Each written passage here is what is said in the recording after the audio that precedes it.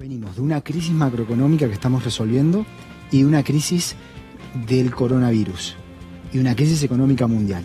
Va a haber capacidad instalada en el país, recursos que no van a estar siendo utilizados y todavía va a haber falta de confianza en el mundo en general sobre cuán rápida va a ser la recuperación. En un contexto así, el Estado tiene que tener un rol central. Bueno, sorprende bastante que quienes siempre declamaban diálogo político, diálogo institucional, antes de leer el proyecto, de que ya se planteen que lo van a votar en contra, ya anticipen que lo van a votar en contra. Eso llama la atención. Argentina tiene un promedio de muerte por millón de habitantes mayor que el promedio mundial. ¿A qué se debe? No, eso no es cierto. Sí. Absolutamente falso. No, nosotros tenemos 100 muertos por millón de habitantes. ¿Quiere que le dé algunos datos que tenía anotado porque estaba esperando la pregunta? Brasil tiene 464 muertos por millón de habitantes. Yo le dije de promedio, México 394, Perú 632, Chile 523, Bolivia 298. El promedio todos mundial tienen es 93, entre 2 y 4 veces más que nosotros. Hay esperanza que la ciencia va a dar esta respuesta. Hay un esfuercito más para hacer, para evitar llegar al colapso del sistema y que se muera gente porque no pudo tener una cama. Es así de simple, nada más que eso. Entre todos hacer crecer mucho el PRO, tenemos que sumar muchos intendentes en la cuerda. Our big play, recognizing Guaido right out of the gate and then moving quickly to implement sanctions, just didn't work. It didn't. But all we did was play all our cards on day one, and it didn't work. And it's just been an embarrassing mistake.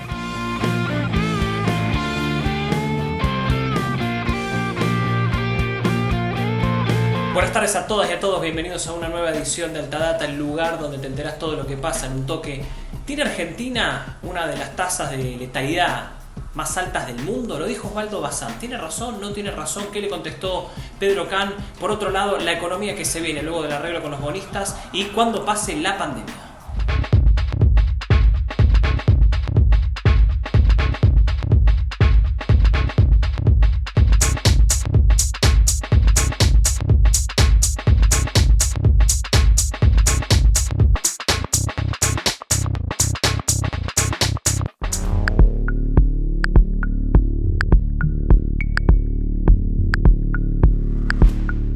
Las cifras del día ya son 20.178.881 los contagios en el mundo, las muertes son 738.991, los recuperados son 12.935.939. Acá en Argentina los contagios son 246.499, hay 4.634 muertes, los recuperados son 108.242.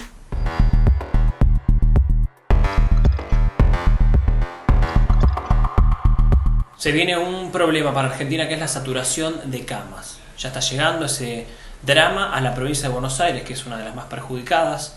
Ahí estamos viendo un mensaje del viceministro de Salud de la provincia, Nicolás Crepla, que dice: la ocupación crece muy rápido. El 1 de julio teníamos 594 pacientes adultos internados por COVID en terapia intensiva en el AMBA.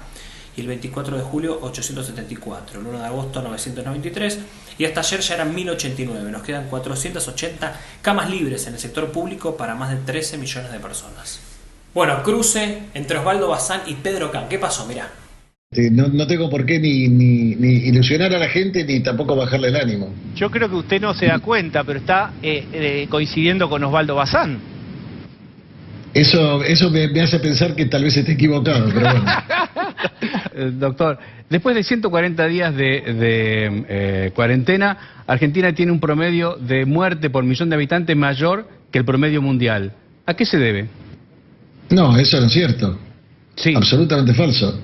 No, nosotros tenemos 100 muertos por millón de habitantes. ¿Quiere que le dé algunos datos que tenía anotado porque estaba esperando la pregunta? Brasil tiene 464 muertos por millón de habitantes. Yo le dije de promedio, México 394, Perú 632, Chile 523, Bolivia 298. El promedio todos mundial tienen es 93, entre 2 y 4 veces más que nosotros.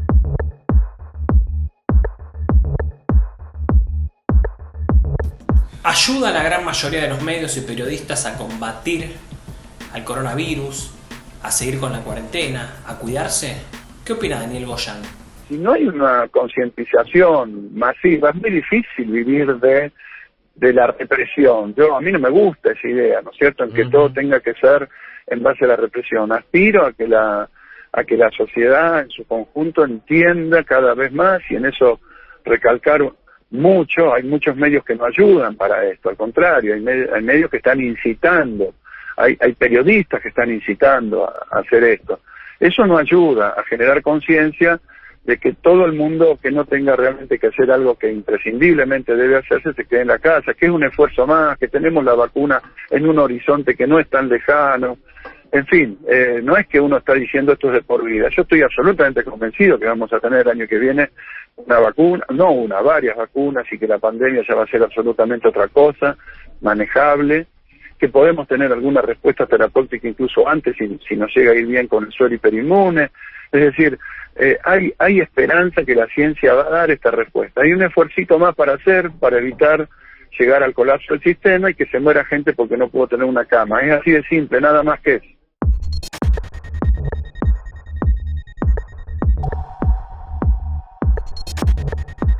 Bueno, y nos vamos a Brasil, uno de los lugares más perjudicados por la pandemia del coronavirus, que ya llegó a los 3 millones de casos y superó las 100.000 muertes el sábado.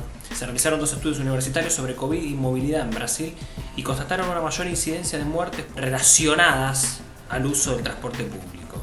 Estos datos refuerzan la percepción de que las personas más pobres, las que tuvieron que seguir desplazándose para trabajar durante la pandemia, son las mayores víctimas. Y ahora nos vamos a España, a ver qué está pasando allí, que es otro lugar donde se encienden las alarmas. ¿Por qué? A ver, por el registro de más de 9.000 contagiados por coronavirus en las últimas 72 horas, que suman un total de 309.855 infectados, y además hay 28.500 fallecidos, de acuerdo a la Organización Mundial de la Salud. Esta es una de las cifras más altas de marzo pasado, cuando se registraron los más altos brotes, y eso generó alarma entre las autoridades del país porque se venía reduciendo el número de contagios. Y seguimos por el mundo, pero nos vamos a Estados Unidos. Ahora mirá a este senador norteamericano, cómo livianamente dice cómo van armando golpes de Estado en diferentes lugares del mundo, en este caso Venezuela. Our big play, recognizing Guaidó right out of the gate and then moving quickly to implement sanctions, just didn't work. It didn't. But all we did was play all our cards on day one, and it didn't work. And it's just been an embarrassing mistake after mistake since. First, we thought that getting Guaidó to declare himself president would be enough to topple the regime. Then we thought putting aid on the border would be enough. Then we tried to sort of construct a kind of coup in April of last year, and it blew up in our face when all the generals that were supposed to break with Maduro decided to stick with him in the end. We undermined Norway's talks last summer, and then this March we released a transition framework that frankly is almost a carbon copy of the very one that was in front of the parties last year. And now, after wasting all of this time, we are stuck with elections about to happen that, as we've talked about today, Guaidó and the opposition refuse to enter. And then we are going to be in a position where we are recognizing someone as the leader of Venezuela who doesn't control the government, who doesn't run the military, and who doesn't even hold office. Now, we don't do this in other places. We just have to be clear that our Venezuela policy over the last year and a half has been an unmitigated disaster.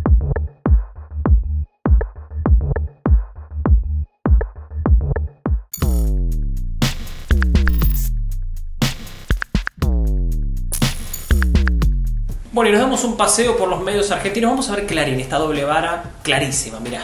Bueno, a la izquierda vemos la nota de Clarín de 11 de noviembre de 2017. Pleno macrismo dice las alternativas para lograr el desplazamiento de la procuradora a los efectos de la estrategia de victimización de Gil Carbó. Y mira ahora, tensión con la justicia. El procurador, que lo puso Macri, resiste la ofensiva K para desplazarlo y anticipa: no voy a renunciar.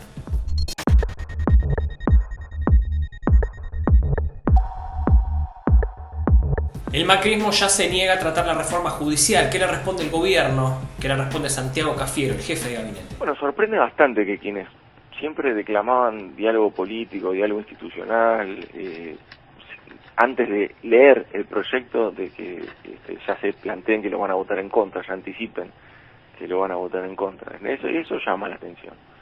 La verdad es que nosotros lo que buscamos justamente es que haya un diálogo franco en la Cámara donde se debe debatir, en el Poder Legislativo, que se debata. y justamente que ahí se incorporen todas las voces y las miradas y las opiniones de todas las fuerzas políticas.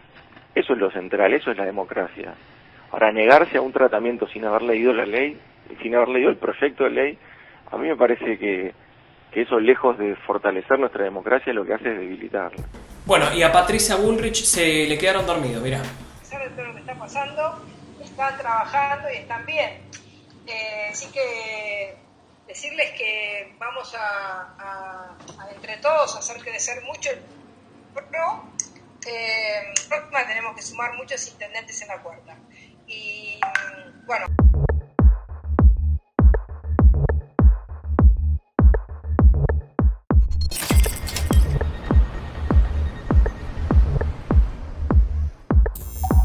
Hablamos de salud, hablamos del coronavirus y nos vamos a la economía, donde las noticias tampoco son buenas. Lamentablemente cae fuerte la venta de alimentos y bebidas, el consumo masivo se deterioró en junio, especialmente durante julio. De hecho, la última semana del mes pasado marcó un registro negativo en supermercados chinos y autoservicios. Estamos viendo ahí que la caída fue del 9,6% de la última semana de julio. Y seguimos con otra noticia que muestra lo mal que está la economía, lo importante que es que el gobierno ordene ahí donde se dan situaciones abusivas. La brecha entre el precio que pagan los consumidores y el que reciben los productores del campo aumentó en julio casi 5 veces, 4,87. Ese indicador subió 6,1% en julio en relación con el mes previo. De los 24 productos seleccionados, 14 registraron fuertes aumentos y 10 bajas. De acuerdo a la CAME, el índice permite visibilizar la falta de transparencia en las cadenas de valor. El gobierno ya arregló con los bonistas privados, ahora va por el FMI para arreglar la deuda que tomó Mauricio Macri y en el medio de la pandemia. ¿Cuál es la economía que se viene en medio de todo esto? Te lo explica Martín Guzmán. Venimos de una crisis macroeconómica que estamos resolviendo y de una crisis del coronavirus y una crisis económica mundial. Va a haber capacidad instalada en el país, recursos que no van a estar siendo utilizados. Y todavía va a haber falta de confianza en el mundo en general sobre cuán rápida va a ser la recuperación. En un contexto así, el Estado tiene que tener un rol central. Tiene que tener un rol central de la mano del sector privado y justamente ayudando al sector privado, impulsando a la demanda agregada, impulsando al mercado interno, de una manera que también genere confianza en el sector privado para producir. Porque el sector privado, para tener incentivos a producir, tiene que pensar que lo que se produce se va a poder vender. Y el Estado tiene un rol muy importante en empujar esa expectativa que lo que se produce se va a poder vender. La obra pública va a ser muy importante, los planes de vivienda, la construcción en general, pública y privada, van a ser muy importantes, y el rol del Estado empujando a la demanda agregada va a ser también muy importante en la pospandemia.